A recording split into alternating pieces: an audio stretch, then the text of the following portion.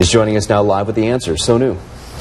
Yeah, Dan, Heather, residents out here say it stinks. Now, 4 months after we first brought you this story, we're seeing even more furniture littered out here in the front yard of the home. We're seeing a couple of mattresses, an old couch, a lot of broken glass, and through the cracks of this fence here in the backyard, unbelievable, the backyard of this home looks like a landfill. Imagine living next to this. We're on a property right off Fort Lowell and Prince, where residents are fed up. This man has been complaining to the city for the last year and a half. Who knows what's in those trash bags, needles and who knows what. But this is trash that's been sitting out here for over a year now. Yes. Unsanitary, toxic?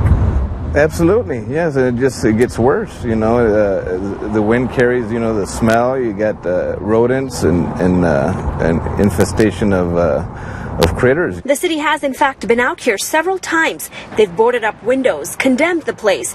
Yet residents tell me squatters continue to lounge on the old furniture piling up here. It's just disgusting. It's just a mess.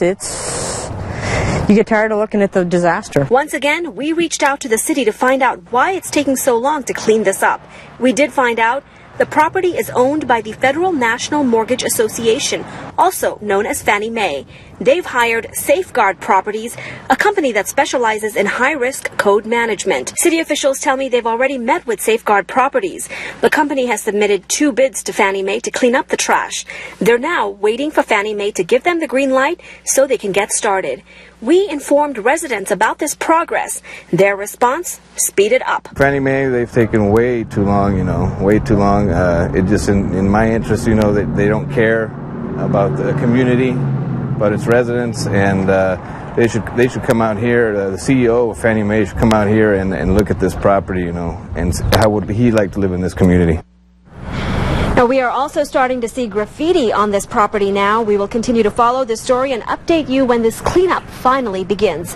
Reporting live in Midtown, Sonu Basu, KOLD News 13, live local late breaking. Such a mess. Between Monday and now.